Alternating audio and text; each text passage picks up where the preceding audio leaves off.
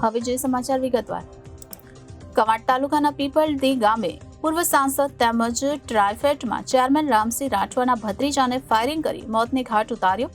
હાલ તો કવાંટ તાલુકાના પીપલદી ગામે પોલીસ બંદોબસ્ત મૂકી ફરાર આરોપીઓને પકડવાના ચક્રો ગતિમાન કર્યા છે. કવાંટ તાલુકાના પીપલદી ગામે પૂર્વ સાંસદ તેમજ ટ્રાયફેડમાં ચેરમેન રામસિંહ રાઠવાના ભત્રીજાને ફાયરિંગ કરી મોતને ઘાટ ઉતાર્યો. તો ગઈકાલે રાત્રે 9:45 વાગે આ ઘટના બની હતી, જેથી ચકચાર મચી જવા પામી હતી. અગાઉના ઝઘડાની અદાવત રાખી આરોપી શંકરભાઈ રાઠવા તેમજ અમલાભાઈ રાઠવાએ પેશન પ્રો ગાડી પર આવી રાત્રિના સમયે ફાયરિંગ કરી મોતને ઘાટ ઉતાર્યા છે. પ્રાથમિક માહિતી મુજબ મર્ડર કરનાર શંકરભાઈ તેઓ આર્મીમાં નર્સિંગ સ્ટાફ તરીકે ફરજ બજાવતા હતા અને તેમના પાસેની આર્મીની ગન દ્વારા આ અંજામ આપ્યો હોવાનું અનુમાન સેવાઈ રહ્યું છે.